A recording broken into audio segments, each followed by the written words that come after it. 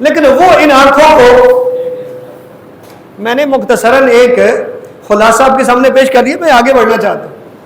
یہ امام کی بدولت ہو سکتا ہے کہ خدا کیسے ماننا ہے اور نبی کو کیسے ماننا ہے، کیونکہ جب تک امام کی پہچان نہیں، انسان کو تو نبی سمجھ نہیں آتے۔ کیا آتا ہے جی؟ اگر امام کی پہچان ہوگی تو کبھی بھی بندہ نبی کو اپنے جیسا نہیں کہے گا، اس لیے کیونکہ جب امام کو دیکھے گا کہ امام کا کیا مقام ہے، تو پھر وہ یہ بھی تو دیکھے گا کہ یہ امام کہہ رہے کہ میں محمد کے غلاموں میں سے ایک غلام ہوں، تو وہ نبی کو کیسے اپنے جیسا کہے گا؟ توجہ ہے جی؟ جب وہ امام کو دیکھے گا کہ وہ کہے گا الہی کفا بھی عزت ان اکون لک عبدا، میرے اللہ میری عزت کے لیے یہ کافی ہے کہ میں تیرا بندہ ہوں۔ جب امام بندہ کہتا ہوا نظر آئے گا تو وہ کیسے کسی اور کو کہے گا کہ اس کی شکل خدا ہے ایسی؟ میرے بھائی امام کے ذریعے ہمیں پتہ چلا نہ خدا جسم رکھتا ہے، نہ خدا صورت رکھتا ہے، نہ خدا کے ساتھ کسی کی تشبیہ دی جا سکتی ہے، وہ یکتا ہے، معبود ہونے میں بھی، خالق ہونے بھی، یعنی خالق بھی وہ کوئی اور خالق ہے، معبود بھی وہ کوئی اور معبود نہیں ہے، رازق بھی وہ کوئی اور رازق نہیں ہے، مدبر الامور بھی وہ، اس کے علاوہ کوئی اس کائنات کو چلانے والا ایسا نہیں ہے جیسے آج کل عقیدہ پیش کیا جا رہا ہے چند جہلا کی طرف سے۔ میں آج ان کے بارے میں قرآن سے بتاؤں گا بھی یہ کیوں ایسا کہتے ہیں۔ اللہ نے قرآن میں پہلے سے خبر دے رکھی ہے، اللہ نے پہلے سے خبر دے رکھی ہے ایسے لوگوں نے ایسے کرنا ہے۔ میں نے بتایا نا کہ یہ جو لوگ کہتے ہیں، کوشش ہم نے کی ابھی وجہ اللہ سے مراد کیا ہے، عین اللہ سے مراد کیا ہے، ید اللہ سے مراد کیا ہے، یہ ہم نے کوشش کی سمجھانے کی، لیکن میں نے بتایا یہ ہوتا کیوں ہے، اس لیے کیونکہ جب ہم ظاہر کو دیکھتے ہیں، کس کو دیکھتے ہیں؟ اگر ہم ظاہر کو دیکھیں گے بھی اللہ کہہ رہا ہے ابلیس کو تو اس کو سجدہ نہیں کرتا جس کو میں نے دونوں ہاتھوں سے بنایا۔ ہم نے دیکھا ظاہر کو دیکھ کے ہم نے کوئی دو ہاتھ بنا لیے، یہ ہم نے ظاہر کو دیکھا، حالانکہ قرآن کیا کہہ رہا ہے؟ القرآن یفسر بعضہ بعضا، اس کے بارے میں کلیہ کیا ہے؟ معصوم نے بتایا کہ قرآن کی بعض آیتوں کی تفسیر ہے،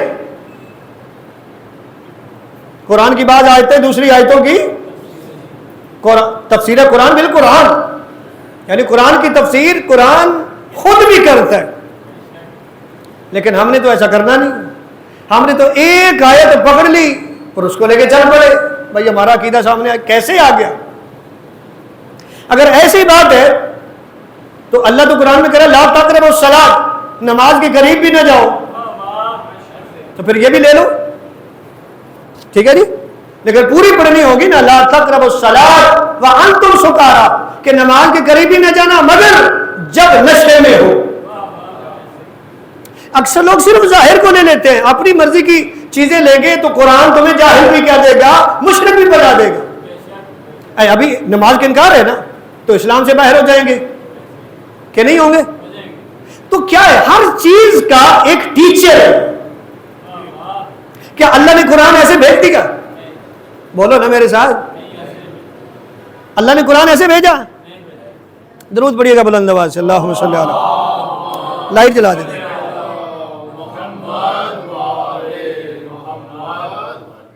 آپ گھبرائیے گا نہیں، ٹھیک ہے نا، بجلی کی خیر ہے، بس صرف آپ لفظوں کی طرف دھیان رکھنا ہے آپ نے۔ ایک درود پڑھے بلند آواز سے، اللہم صلی علیہ۔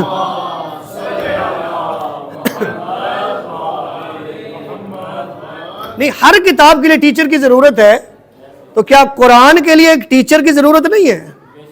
بولو نا، ہے کہ نہیں ہے؟ قرآن کے لیے ضرورت ہے، اور اس کے لیے عام ٹیچر کی بھی ضرورت نہیں ہے، بلکہ اللہ نے تو قرآن جب بھیجا ہے اس سے پہلے ٹیچر کو بھیج دیا، سمجھانے والا تو پہلے بھیجے، نبی اعظم ہے، وَيُعَلِّمُهُمُ الْكِتَابَ ہے، قرآن پڑھانے والے، قرآن کا علم دینے والے۔ ایک درود پڑھے تاکہ متوجہ ہو جائے، اللہم صلی اللہ علیہ وسلم۔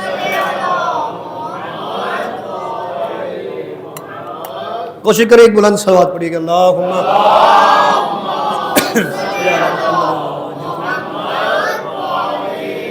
متوجہ ہیں جی؟ بات مشکل تو نہیں ہو رہی، تھوڑی آسان کر لیں بھائی۔ اللہ نے قرآن کے ساتھ ٹیچر بھیجا ہے نا جو پڑھائے گا، اور پھر خداوند متعال نے اس کے بعد بھی کچھ ٹیچر بنائے ہیں۔ ثم اورثنا الکتاب الذین اصطفینا من عبادنا، فرمایا پھر ہم نے قرآن کے کچھ وارث بنائے، اور وارث وہ بنائے جن کو ہم نے چن لیا ہے اپنے بندوں میں سے۔ یعنی ہر بندہ قرآن کا وارث بھی نہیں ہے، وارث وہ ہے کہ جو اللہ کی طرف سے چنے ہوئے ہیں۔ ایسے ہی ہے۔ اب یہ جو میں نے بات کی ہے کہ ظاہر کو دیکھ کے لوگ اپنا عقیدہ بناتے ہیں اور غلط ہو جاتے ہیں، اس کا اللہ نے پہلے قرآن میں بتایا۔ آئیے پڑھتے ہیں سورہ آل عمران، آپ کو بالکل واضح ہو جائے گا۔ کیا ہو جائے گا جی؟ اب متوجہ ہے جی سارے سے؟ پڑھیے قرآن۔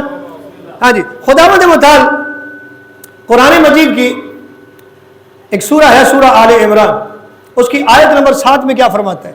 اچھا، اس آیت کے ایک ایک لفظ کو جب آپ سنیں گے نا، تو جو میرا پیچھے اشرا سنا ہے آپ نے، آپ کو وہ ساری باتیں سامنے آئیں گی بھی یہ آخر لوگ ایسا عقیدہ بناتے کیوں ہیں، اس کی وجہ کیا ہے؟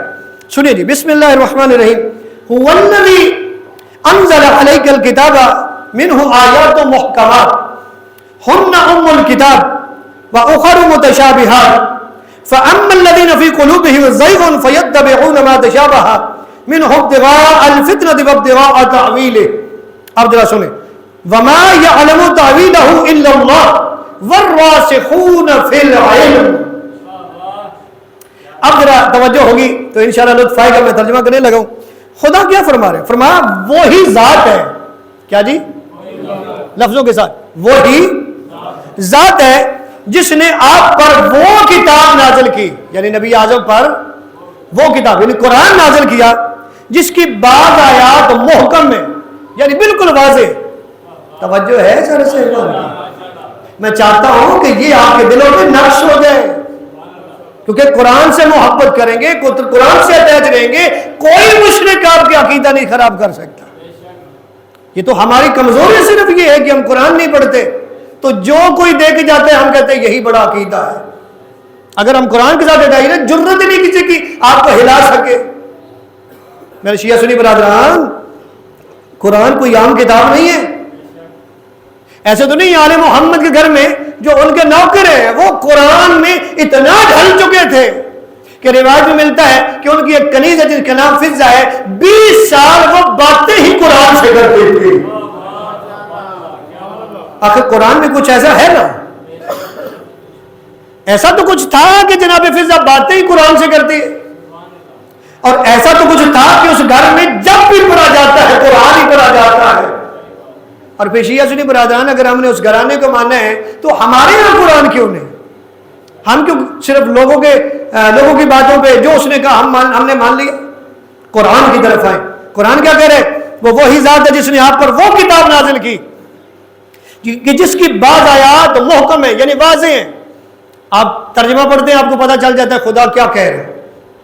یہ ہے محکم، یعنی واضح آیات ہے، وہی اصل کتاب ہے، اور کچھ متشابہ ہیں۔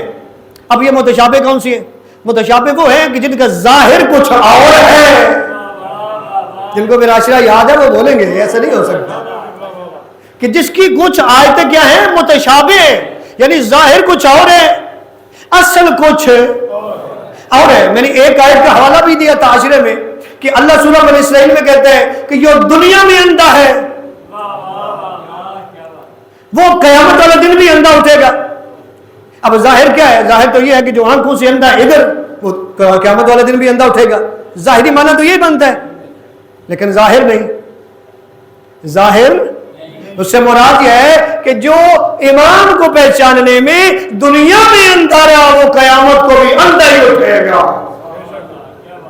تو ایسی کتنی آیات ہیں، توجہ فرما رہے ہیں، کہ جو متشابہ ہیں۔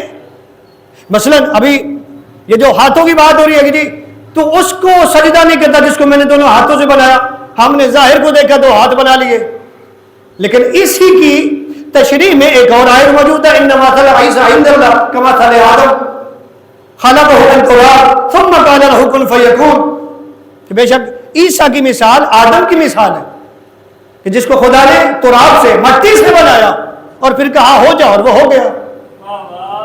اللہ کہہ رہے میں نے مٹی سے بنایا ہے تو پھر وہ ہاتھ کدھر گئے؟ یہ طریقہ ہے متشابہ آیات جن کے ظاہر نہیں سمجھ آ رہا. ایک اور آیت بتائے گی یا کچھ اور لوگ ہیں وہ بتائیں گے. وہ کون ہے؟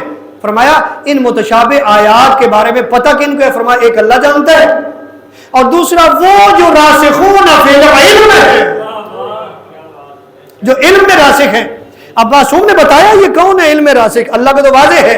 پانچویں امام فرماتے ہیں کہ راسخون فی العلم وہ ہیں کہ جن کے علم میں اختلاف نہیں ہوتا. راسخون فی العلم کون ہے؟ جن کے علم میں اختلاف نہیں ہوتا. پھر فرمایا پانچویں امام نے فرمایا راسخون فی العلم میں پہلے محمد مصطفیٰ ہے. اور پھر چھٹے امام فرماتے نحن الراسخون فی العلم، فرمایا ہم محمد والے محمد راسخون فی العلم ہیں.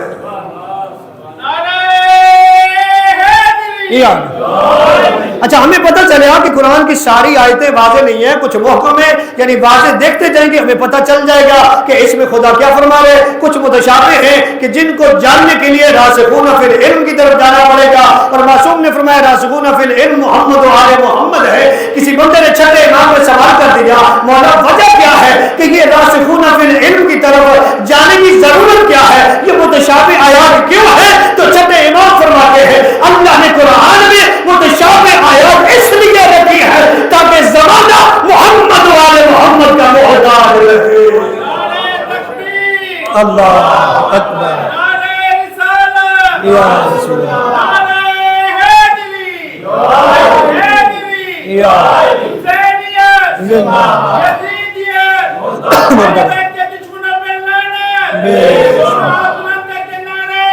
حیدری. اللہ آپ کو سلامت رکھے. اللہ نے یہ قرآن جو ہے اس کو سمجھنے کے لیے کچھ شخصیات رکھی جو راسخون فی العلم ہے. لیکن مسئلہ پتہ کیا ہوتا ہے؟ ظاہر کو دیکھ کے کچھ ہمارے صاحبان منبر خود اپنے آپ کو راسخون فی العلم سمجھ لیں. پتہ نہیں میں سمجھا پایا ہوں یا نہیں. آگے ان کی بات بھی ہے، پریشان نہیں ہونا. ایک درود پڑے گا تاکہ میں آگے والی بات کروں.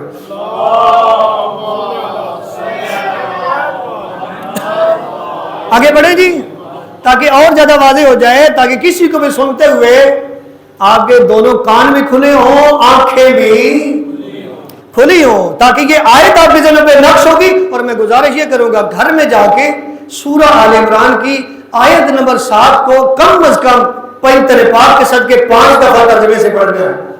کتنی دفعہ جی؟ کوئی مشکل نہیں ہے، کوئی مشکل ہے نہیں ہے. یہ 5 دفعہ اس لیے کہہ رہا ہوں کہ ورد بھی پورا ہو جائے اور یہ نقص بھی ہو جائے اور کوئی جاہل آپ کو گمراہ بھی نہ کر سکے. اور میں آپ کو بتاؤں یہ اتنا مشکل دور ہے نا. اگر آپ قرآن پڑھتے تو نبی پاک کے دور میں کچھ مشرک ایسے تھے کہ جو اللہ کو مانتے تھے. پتہ نہیں ہے آپ میرے ساتھ یہ نہیں. قرآن جب پڑھیں گے خدا فرما رہا ہے حبیب اکرم سے تو پوچھے گا کہ خالق کون ہے تو یہ کہیں گے اللہ ہے. جی قرآن میں یہ بات موجود ہے. یعنی مشرک ایسے بھی تھے وہ کہتے تھے کہ ہم اللہ کو رازق مانتے ہیں، خالق مانتے ہیں. یہ جو بتوں کو ہم مانتے ہیں نا، یہ بت اللہ تک پہنچنے کے لیے ہمارا وسیلہ ہے. اکثر علماء کا کتنا پیارا جملہ ہے، وہ کہتے ہیں کہ ان جاہلوں سے، ان مشرکوں سے تو وہ مشرک بہتر تھے. انہوں نے تو خدا کو ہی چھوڑ دیا. ہاں جی، اور ممبر سے چھوڑ رہے، ممبر پہ آپ کو یہ عقیدہ دے رہے ہیں. وہ کہتے ہیں کہ جی اللہ نے 14 کو بنایا، اس کے علاوہ تو سارا بنایا ہی 14 نے. یہ جاہل ہے، مشرک ہے. کہیں پہ بھی کوئی ایسی بات نہیں. اللہ خالق کل شے، ہر شے کا خالق اللہ. اللہ کے علاوہ جو ہے وہ مخلوق ہے. کون ہے جی؟ مخلوق ہے. اللہ کے علاوہ جو بھی ہے وہ کون ہے؟ مخلوق ہے. یہ وجہ اللہ، یہ عین اللہ، یہ آپ کو بتایا یہ اللہ تک پہنچنے کا ایک ذریعہ ہے. وَمِنَ النَّاسِ مَن يَشْرِي، دیکھ لے کہ مرضیاں علی کو دی، یہ بھی وہ وہاں تک پہنچنے کا ذریعہ ہے. ایسا نہیں کہ اللہ کو کونے میں بٹھا کے سارے کام علی کرے گا. ایسا ہرگز اور کہیں آپ کو ملے گا بھی نہیں. یہ سارے کا سارا وسیلہ ہے. توجہ ہے جی, یہ سارے کے سارا. ہاں جی, اب جس کے لیے آپ بےتاب ہیں, میں نے گزارش کی آپ سے کہ آگے ان بندوں کی بات موجود ہے جو آج لوگوں کو گمراہ کرے. اسی آیت کا اگلی بات فرمایا فَأَمَّا الَّذِينَ فِي قُلُوبِهِمْ زَيْغٌ فَيَتَّبِعُونَ مَا تَشَابَهَ مِنْهُ ابْتِغَاءَ الْفِتْنَةِ وَابْتِغَاءَ تَأْوِيلِهِ. فرمایا کہ جن کے دلوں میں زنگ لگ چکا ہے, غور ہے اسی آیت میں 7 نمبر آیت میں خدا فرما رہے ہیں کہ جن کے دلوں پہ زنگ لگ چکا ہے, فرمایا وہ فتنہ اور تعویل کی تلاش میں متشابہات کے پیچھے پڑے رہتے. مقصد کیا ہے کہ جو اس دنیا میں فتنہ پھیلانا چاہتے ہیں, یا آسان کر دو کہ جو اس دنیا میں اپنا کاروبار چمکانا چاہتے ہیں, وہ کیا کرتے ہیں, وہ متشابہات کے پیچھے پڑے رہتے ہیں. ان کے ظاہر کو دیکھ کے لوگوں کو گمراہ کیا. اب یہ میں نہیں کہہ رہا, کوئی مولانا نہیں کہہ رہا, یہ تو اللہ نے پہلے بتا دیا کہ اس دنیا میں تجھے ایسے لوگ ملیں گے کہ جو متشابہات کے پیچھے پڑیں گے اور وہ سامنے بیان کریں گے. اب یہ جو دونوں ہاتھوں والی بات کیا ہے, متشابہ آیت. اس سے بڑھ کے میں کھول کے بات کیا کروں؟ یعنی یہ متشابہ آیتیں کون بتائے گا؟ اور ہم نے عشرے میں مولا متقیان کا خطبہ پڑھ کے بتایا کہ خود مولا علی بتا رہے, جو والراسخون فی العلم میں سے ہیں, وہ فرما رہے کہ یہ آدم کو بنانے والا اللہ ہے. جتنا کچھ ہے, پتلا بنانے سے لے کے روح پھونکنے تک, ایک ایک چیز کا ذکر کیا. توجہ ہے جی, یہ کس نے کیا ہے؟ اللہ نے. اور یہ بتایا کس نے ہمیں؟ امام نے. اس کا مطلب ہے اگر کوئی خدا کو صحیح مان نہیں رہا تو مسئلہ پھر بھی امامت میں ہی آئے گا کہ امامت کو صحیح اس نے مانا ہی. اگر امامت کو صحیح مان لیتا تو اسے تو پتہ ہوتا کہ خدا کو ماننا کیسے. یہ امامت میں جو سب کچھ قربان کیا, میں صرف فضائل کا جملہ دے رہا ہوں, امامت میں سب کچھ قربان کیا نا, کس کے لیے بولو نا؟ اللہ کے لیے. دین اللہ کا ہے نا. یہ جو 10 دن آپ نے منائے شیعہ سنی برادران نے, امام حسین علیہ السلام کی قربانی, یہ کس کے لیے؟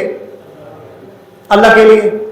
ٹھیک ہے, اگر امام حسین علیہ السلام اپنے خاندان کے ساتھ اپنے گھر میں چپ کر کے بیٹھ جاتے, کیا کچھ ہوتا؟ بولے نا.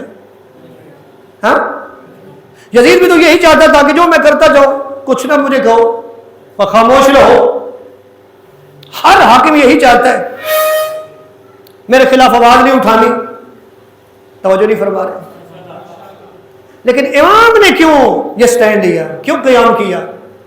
ہمارے لیے, تاکہ اسلام بچے, خدا کی وحدانیت بچ جائے.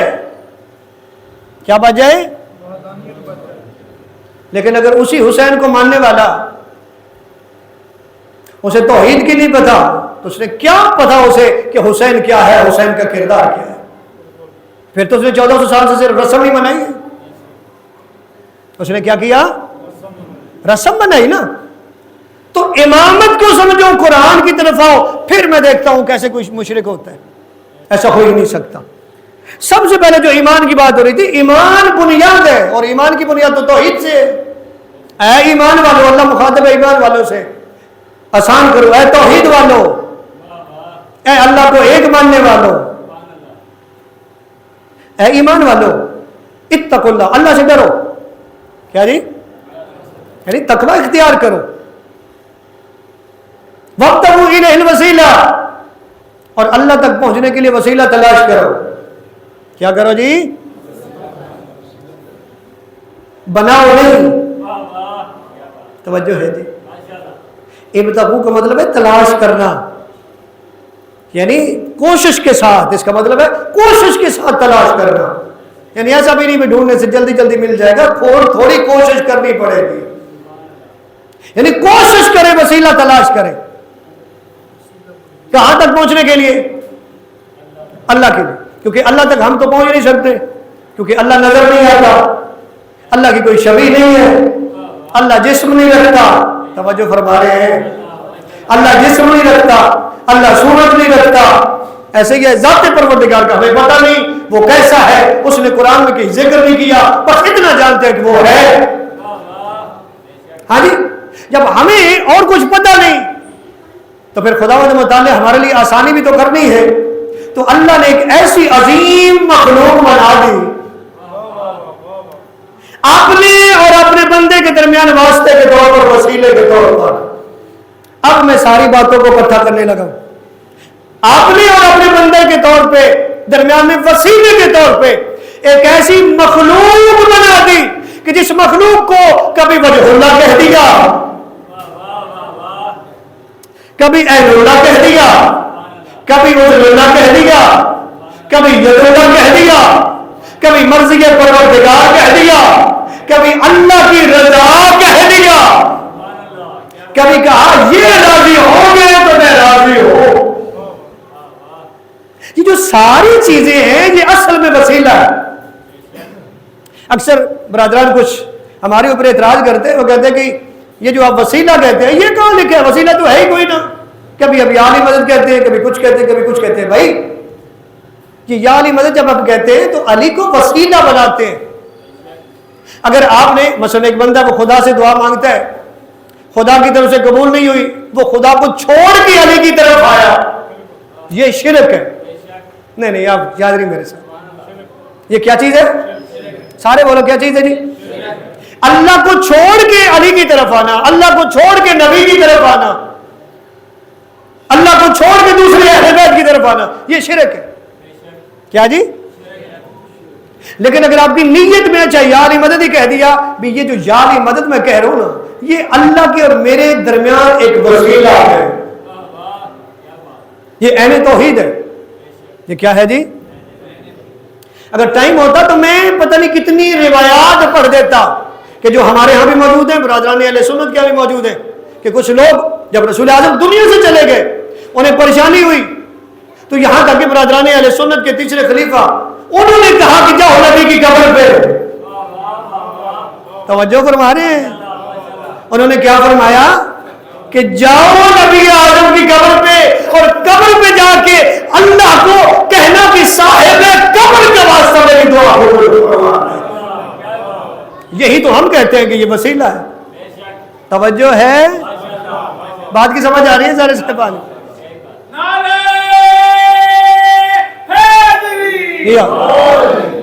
یہی تو وسیلہ ہے نا، ٹھیک ہے؟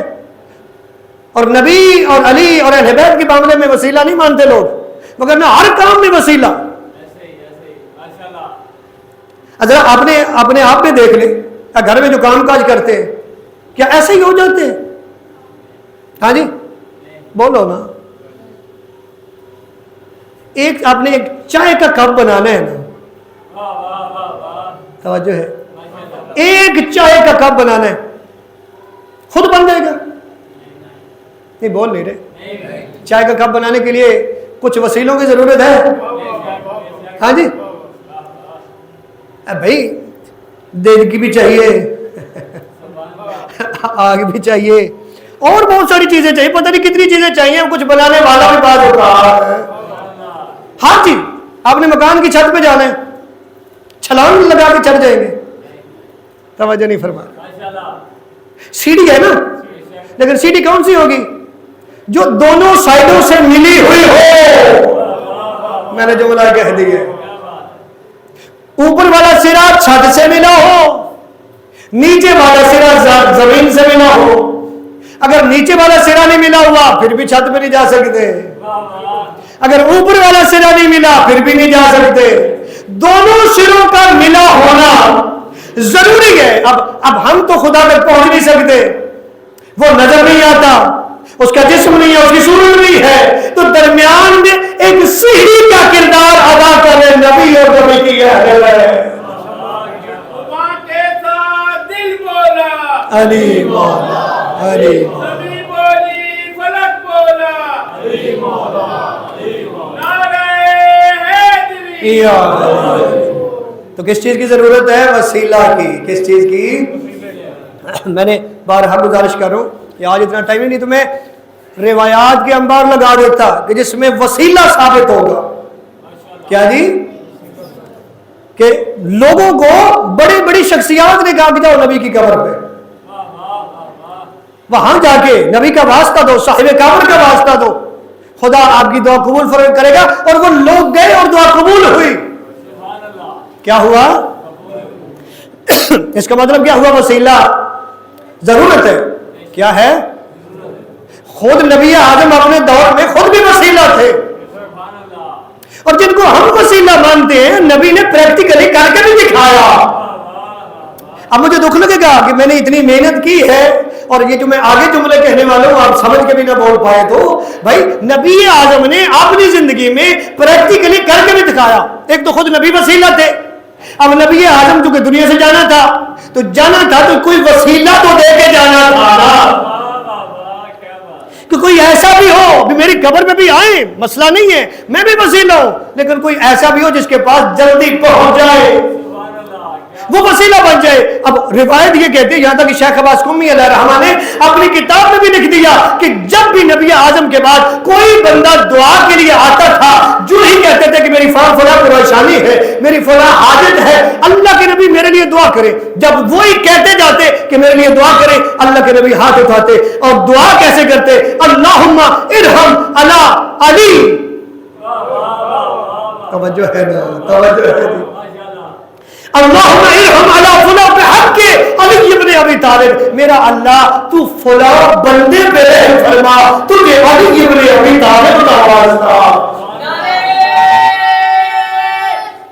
حیدری اللہم ارحم علی فلاں بحق علی ابن ابی طالب، میرا اللہ اس فلاں بندے پہ رحم فرما، تجھے علی ابن ابی طالب کا واسطہ۔ اب یہ طریقہ رہا نبی اعظم کا، جو بھی آتا تھا واسطہ دیتے تھے نبی اعظم علی ابن ابی طالب کا۔ اب ظاہر ہے وہ بھی تو سامنے بھی تو لوگ ہی تھے نا، وہ کہتے تھے کہ جب ہمیں ضرورت پڑتی ہے تو ہماری دعا میں واسطہ ہوتا ہے علی۔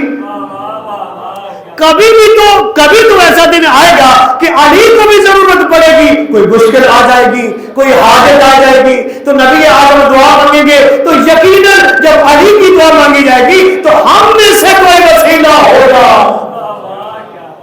اب یہ ان کی حسرت تھی، ان کی خواہش تھی۔ اب دن گزرتے رہے اور ظاہر خدا متعال اب یہ دن بھی دکھانا تھا تاکہ لوگوں کو پتہ چل جائے۔ اب ایک دن ایسا آیا نبی اعظم کے پاس علی ابن ابی طالب علیہ السلام خرامہ چلتے ہوئے آئے، آگے کہتے ہیں اللہ کے نبی مجھے فلاں پریشانی ہے، میرے حق میں دعا کرے، میری فلاں حاجت ہے، میرے حق میں دعا کرے۔ اب ظاہر لوگ جو ہے وہ خوش ہوئے کہ آج کبھی کوئی کہتا ہے آج میری فضیلت کا ٹائم آ گیا، کوئی کہتا ہے آج میری فضیلت کا ٹائم آ گیا، چاہے روایت کا جملہ نہ ہو، میرا دل کہتا ہے کہ فرشتوں نے بھی جھک کے دیکھا ہوگا، فرشتوں کو جبریل نے کہا ہوگا ذرا زمین پہ دیکھو، آج ذرا منظر دیکھو، فرشتوں نے بھی دیکھا ہوگا، لوگوں نے بھی دیکھا۔ جب لوگوں کو دیکھنے میں کیا ملا کہ علی کہہ رہے اللہ کے نبی میرے لیے دعا کرے، میری فلاں پریشانی ہے، میری فلاں حاجت ہے، تو لوگ دیکھ رہے تھے شاید میری فضیلت کا ٹائم ہے، شاید میری منزلت کا ٹائم ہے، لیکن لوگ دیکھتے رہ گئے کہ نبی آدم نے ہاتھ اٹھا کے خدا کی بارگاہ میں نبی آدم نے دعا کی۔ دعا کچھ اس انداز میں تھی، اللہم ارحم علی علی بحق علی ابن ابی طالب، میرا اللہ تجھے علی ابن ابی طالب کا واسطہ، تو علی پہ رحم فرما۔ سارے بولے علی، میرا اللہ تجھے علی ابن ابی طالب کا واسطہ، تو علی پہ رحم فرما۔ اس کا مطلب کیا ہوا کہ لوگوں کو دعا منوانی ہو پھر بھی علی کا واسطہ۔ اگر لوگوں نے دعا منوانی ہو ابرار بھائی، لوگوں نے دعا کروانی ہو تو پھر بھی، اگر علی کو مشکل بن جائے پھر بھی علی کا واسطہ۔ اسی لیے کیونکہ نبی اعظم نے پریکٹیکلی کر کے دکھایا، تو اس لیے یہ جو یامی بلد ہے یہ وسیلہ ہے، علیحدہ سے اللہ کو چھوڑ کے دعا نہیں ہے۔ اور اگر کوئی ہم میں سے شیعہ سنی برادران میں سے ایسا کرتا ہے تو ہم اس کی مذمت کرتے ہیں، یہ درست نہیں ہے، ٹھیک ہے؟ اور فرما رہے ہیں کہیں شرک تو نہیں ہو رہا، لیکن شرک کہاں پہ ہوگا؟ جب اللہ کو چھوڑ کے کہیں جائیں گے، کیا کریں گے؟ کیونکہ اللہ نے درمیان میں وسیلہ بنایا۔ میں نے وجہ اللہ کا مطلب کیا بتایا تھا کہ جو دو چیزوں کے درمیان تعلق قائم کرنا کا ذریعہ ہو اسے وجہ اللہ کہتے ہیں. اور شیعہ علماء نے یہی جو معنی ہے مراد لیا کہ اور صرف علی نہیں، جتنے نبی ہیں یہ سارے کے سارے وجہ اللہ ہے. اللہ اور بندوں کے درمیان یہ کیا ہے؟ وجہ اللہ. نبی اعظم اللہ اور بندوں کے درمیان کیا ہے؟ وجہ اللہ. تمام ائمہ اہل بیت کیا ہے؟ علی سے لے کے مہدی تک سارے امام. اللہ اور بندے کے درمیان کیا ہے؟ وجہ اللہ. غور ہے جی. اگر اس سائڈ کہیں گے تو پھر شرک ہونے والا. تو راہ نجات آپ کو دکھا رہا ہوں. اے ایمان والوں، پہلے ایمان، پھر تقوی، پھر کامل وسیلہ، پھر ایک اور چیز بھی ہے، چوتھی چیز، وجاہدوا فی سبیلہ، اللہ کے راستے میں جہاد بھی کرنا ہے. اللہ کے راستے میں یعنی یہ جو آگے اللہ کہہ رہے لعلکم تفلحون، شاید تجھے نجات مل جائے. یہ نجات اتنی جلدی نہیں ہے. توجہ ہے. میں نے محرم میں بھی بتایا کہ لوگ بعض برادران نے کہا آپ کا موضوع راہ نجات ہے تو راہ نجات پہ بات نہیں کر رہے. میں نے کہا آیت میں بھی بات آخر پہ نجات کی ہوئی ہے. پہلے ایمان اللہ نے مانگا، پھر تقوی، پھر وسیلہ، پھر کہا کہ نجات کے لیے بھگوڑا نہیں ہونا. توجہ نہیں کی. بھگوڑے کو نجات نہیں ہے، بہادر کو ہے. اور بہادر بھی کون؟ کأنہم بنیان مرصوص. توجہ ہے جی. کہ میدان جہاد میں ایسا لڑتا ہو کہ جیسے سیسا پلائی ہوئی دیوار ہے. کیسا؟ جب ایمان کا جذبہ بلند ہے تو میدان سے بھاگے کیوں؟ کیونکہ اللہ کہہ رہے کہ اگر تم جنگی عہد پڑھو، اللہ نے وعدہ کیا تھا جیسے میں نے بدر میں مدد کی ہے ایسے میں عہد میں بھی کروں گا، لیکن شرط ہے ثابت قدم رہنا. کیا کرنا ہے؟ ثابت قدم رہنا ہے. اور وہ ثابت قدم نہیں رہے تو مسئلہ ہوا، کیونکہ اللہ نے کہا تھا کہ میں مدد کروں گا، لیکن ثابت قدم ہو گئے تو جو ثابت قدم رہا وہ اتنا لگا کہ گوشت کا لوتھڑا بن گیا، اس کے باوجود بھی ثابت قدم. پتہ نہیں میں کچھ کہہ رہا ہوں. ہاں جی، اتنا ثابت قدم رہے تو راہ نجات مل جائے گا. ایمان، تقوی، کامل وسیلہ، جہاد اللہ کے راستے میں، پھر آگے پہنچیں گے راہ نجات. اور جتنی حدیثیں بیان کی نا نبی اعظم نے اہل بیت کے بارے میں، یہ بھی وسیلہ ہے. لوگ کہتے ہیں کہ یہ جو قرآن میں مودت کا ذکر کیا گیا یہ کیوں ہے؟ یہ مودت بھی اللہ تک پہنچنے کا وسیلہ ہے. میں نے جملہ کہہ دی ہے. مگر نہ مجھے یہ بتاؤ، اگر ہم علی سے، جناب سیدہ سے، حسن و حسین سے، جن کی اللہ نے مودت واجب کی ہے، ہم محبت کرتے بھی ہیں، کیا علی بڑھ جائیں گے؟ گھبرا گیا؟ کیا علی کا مقام بڑھ جائے گا میں محبت یا مودت کرتا ہوں تو؟ ہاں، کہ اس سے کوئی بڑا ہو جائے گا مقام؟ میری فضیلت ہے اگر میں نے مودت کی. علی کو اللہ نے جو مقام دے دیا ہے وہ تمہاری سوچ بھی نہیں ہے. جو اللہ نے جناب سیدہ زہرا کو مقام دیا ہے کو میرے ماننے سے مقام بڑھے گا، وہ اللہ نے دے دیا ہے. حسن و حسین کو جوانان جنت کے سردار بنا دیا. میں مانوں گا، میں محبت کروں گا تو وہ مقام ہے. یہ ہماری فضیلت ہے. اللہ نے کہا یہ ساری ہستیاں میں نے اس لیے بنائی ہیں وسیلے کے طور پہ کہ میری طرف تم آ نہیں سکتے، میں نظر آتا نہیں، ان کو دیکھنے اگر یہ راضی ہیں تو میں بھی راضی ہوں. تیرے کام کو یہ پسند کرنے تو میں نے بھی پسند کر لیا. اگر تیرے کام پہ یہ ناراض ہے تو یہ میں بھی ناراض ہو جاؤں گا. اس لیے فرمایا مثل اہل بیتی کمثل سفینۃ نوح من رکبها نجا ومن تخلف عنها فاولئک الوهابا. فرمایا میرے اہل بیت کی مثال کشتی نوح جیسی ہے، جو اس میں سوار ہو گیا وہ پار ہو گیا، جو رہ گیا وہ ہلاک ہو گیا. کیوں؟ اس لیے کہ اہل بیت کے بغیر نجات کا کوئی راستہ ہے ہی. یہ کہنے والا کوئی مولانا نہیں، کہنے والا خود नबी आज़म है। और फरमाया मैं दो चीज़ें छोड़ के जा रहा हूँ, इन्नी तारिकुन फीकुम अस्सक़लैन किताब अल्लाह व इतरती अहले बैती। फरमाया मैं दो चीज़ें छोड़ के जा रहा हूँ, एक कुरान है और दूसरी मेरी इतरत अहले बैत है। मेरी इन अहले बैत से तो कुरान से तमस्सुक रखना। फरमाया ये तुम्हें गुमराह नहीं होने देंगे, ये तुम्हें गुमराह।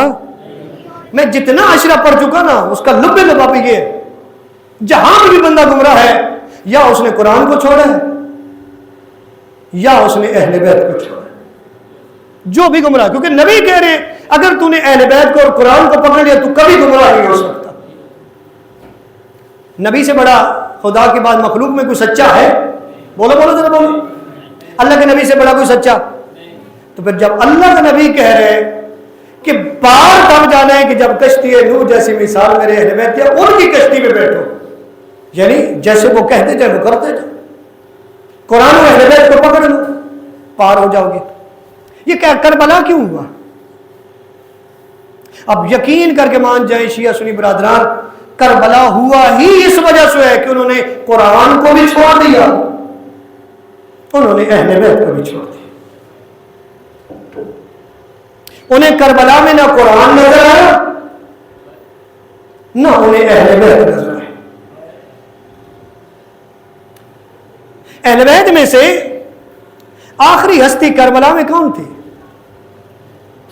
इमाम हुसैन अलैहिस्सलाम। पांचवी हस्ती करबला में थे। क्या हया किया इमाम हुसैन अलैहिस्सलाम का?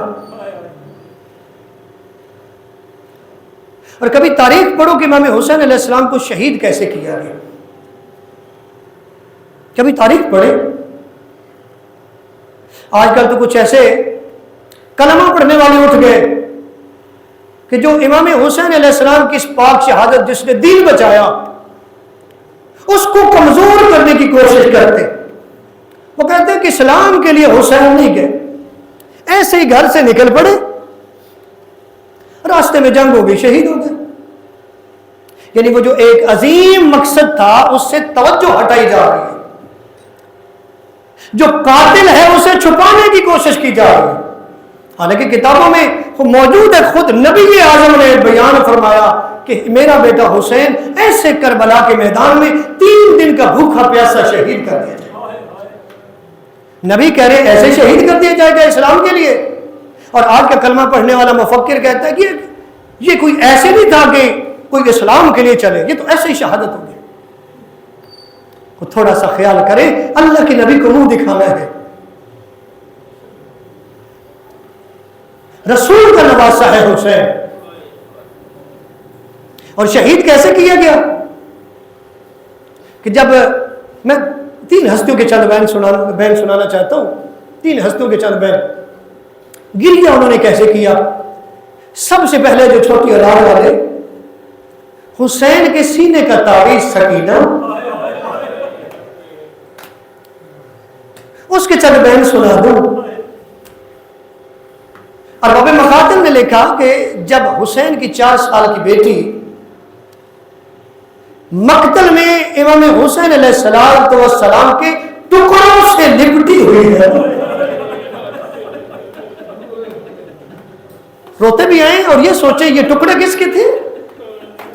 रसूल के नवासे के। इतना जुल्म किया। ये था मवद्दत का अजर, इस्लाम का अजर ये था, ये थी मवद्दत, ये था अहले बैत के साथ मोहब्बत करना।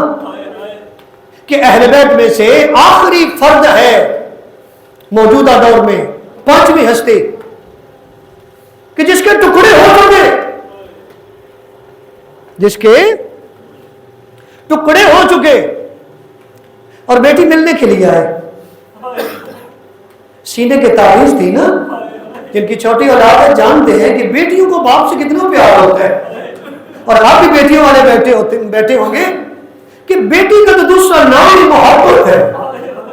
और फिर इस कायनात में चंद बेटियां ऐसी हैं कि जिनके साथ बाप का भी बड़ा प्यार था और बेटियों का भी बड़ा प्यार था। उनमें एक जनाब सैयदा ज़हरा है, दूसरी बेटी सैयदा ज़ैनब है, तीसरी बेटी का नाम सकीना बिन्त हुसैन है। जनाब सैयदा का क्या हाल हुआ ये भी आप जानते हैं, जनाब ज़ैनब का क्या हाल हुआ ये भी आप जानते हैं। रोने वालों सकीना का ये हाल हुआ कि टुकड़ों के साथ लिपटी हुई है, रो रो के कहती है बाबा हमारे खेमे जला दिए,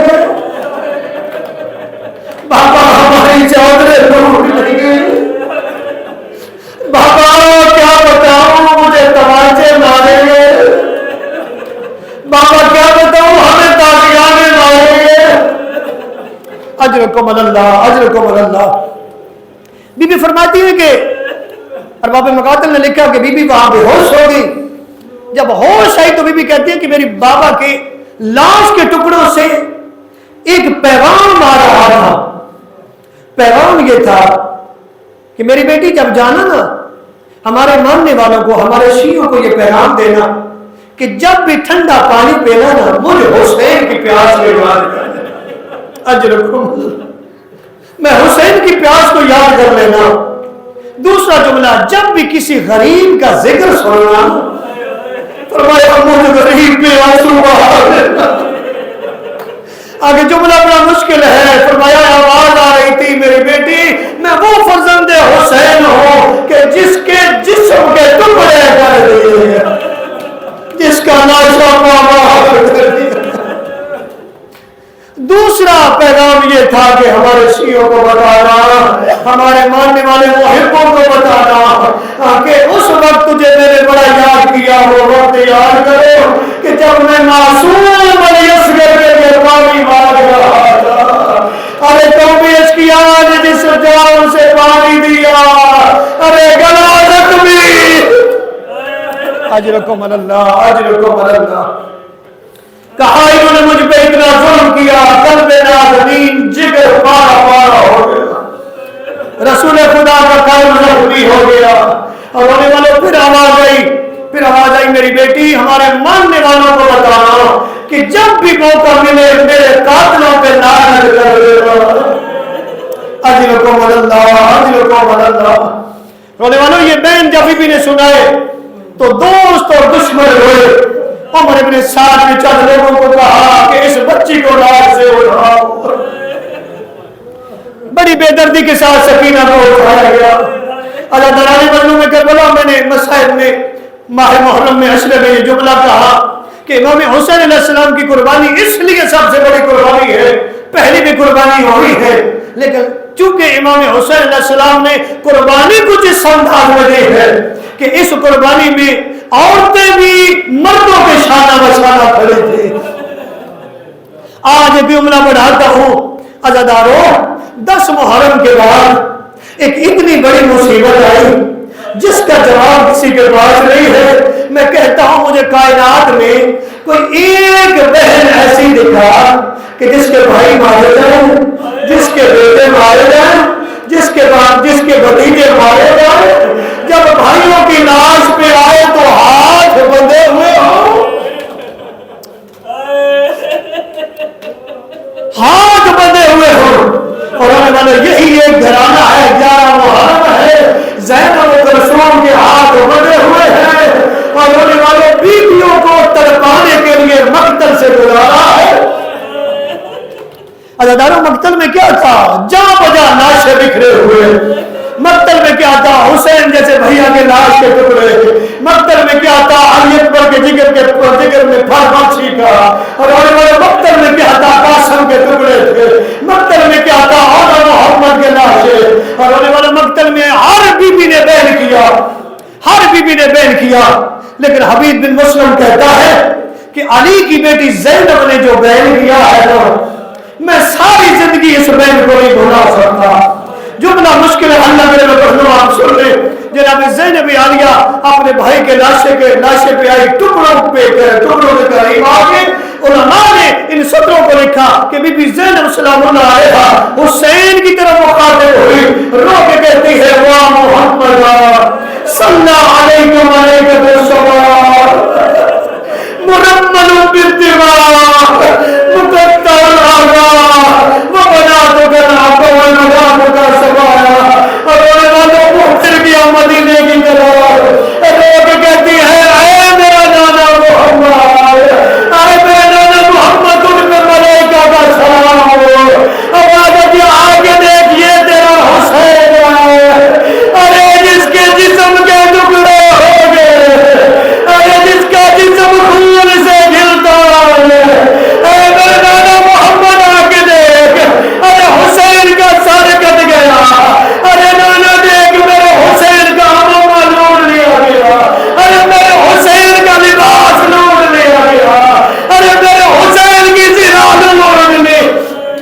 अजरकुम अल्लाह, अजरकुम अल्लाह। इसका के सिवा अज़ादराने मजलूम है करबला। रावी कहता है अली की बेटी ने ऐसे बैन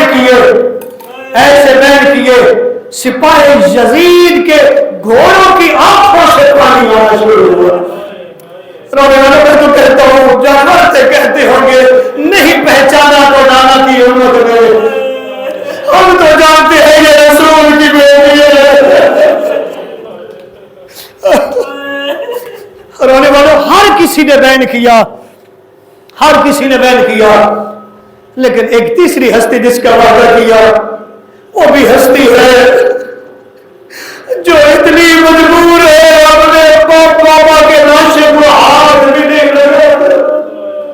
ये कौन है? अज़ादारों तेरा बीमार इमाम सैयद सज्जाद है, बीमारी की वजह से कमजोर हो चुके, लेकिन जालिमों ने जुल्म इतना किया, गले में वज़नी खारदार दाव, हाथों में हथकड़ियां, अरे पाँव में बेड़ियां। रोने वालों मैंने अपनी आंखों से पढ़ा, मेरे सैयद सज्जाद इमाम को ऊंट पे बिठाया, इतने कमजोर थे बैठ नहीं सकते थे। इन राहीनों ने इमाम के पाँव को शिक में ऊंट के साथ बांध दिया। इसलिए मैं कह रहा हूँ हर बीबी ने बैन तो किया, और तेरे सैयद सज्जाद इमाम के तो पाँव बने हुए थे और रोने वालों वो तो बैन भी नहीं कर सके। अरे वो तो अपने बाबा हुसैन के पास भी नहीं आ सके। रोने वालों जब ये मंजर देखा ज़ैनब आलिया ने महसूस किया मेरा सज्जाद दुनिया से चला जाएगा। करीब आ गया कि मेरे नाने की यादगार, मेरे बाबा अली की यादगार और मेरे भाई हुसैन की यादगार, ये कैसी हालत बनाई। फरमाया अगर तूने ऐसी हालत बनाई तो दुनिया से चला जाएगा। कहा मेरे साथ कूफा शाम कौन जाएगा? अरे कूफा शाम के बाजारों में कौन जाए? अजरकुम अल्लाह। अज़ादाराने मजलूम में करबला सैयद सज्जाद बहन नहीं कर सके, अपने बाबा के लाशे पे नहीं आ सके। रोए फरमाते पुप्पी अम्मा मेरी हालत ये ना माने तो क्या करूं? मैं बेटा हूँ, सामने मेरे बाप का लाशा है, मेरे भाई अकबर का लाशा है, मेरी मजबूरी देख, ना मैं गुस्ल दे सकता, अरे ना मैं कफन पे आ सकता, ना मैं दफना। अज़ादाराने मजलूम में करबला मुझे रोती आंखों से बताओ क्या सैयद सज्जाद हाथ नहीं ला सके? रोने वालों उस दिन हाथ नहीं लगा सके। रोने वालों कब इमाम ने हाथ लगाया कि जब बनी असद के लोग लाशों को दफनाने के लिए आए, और रोने वाले लाशों के साथ गले तो सीने साथ नहीं थे, पता नहीं चलता था ये किसके लाशा है। और रोने वाले दूर से एक सवाल आता हुआ नजर आया जिसकी आवाज आती है ठहर जाओ, अरे मैं बताता जाऊंगा दफना पे जा रहा। और रोने वाले में सवाल आए, अरे बताते कि बनी असद वाले दफना पे गए। अब आखिरी जुमला हाजी भाई का मुंसा दे दे, सोएम की मजलिस है, एक ऐसा टुकड़े टुकड़े लाशा आया, अरे सवाल टुकड़ों में गिर पड़ा। और कभी कहता है वाया वादा, अरे कभी कहते हैं हाय बाबा, अरे कहते हैं कभी हाय मजलूम, कभी कहते हैं हाय प्यासा। और रोने वाले फिर लोग कहते बनी असद के लोगों, अरे जल्दी आओ कोई चटाई ले आओ, अरे ये ऐसे नहीं दफनाया जाएगा। अरे चटाई लाई गई, उसमें टुकड़े रखे गए, अरे दफनाया गया। जब दफनाया गया, अरे बनी असद के लोगों ने पूछा आप बताएं आप कौन है? अरे ये लाशा किसका है? कहा ये मेरा मजलूम बाबा, अरे मैं इसका बेटा सज्जाद। अल्लाह लअनतुल्लाह अलल कौमिज़ ज़ालिमीन।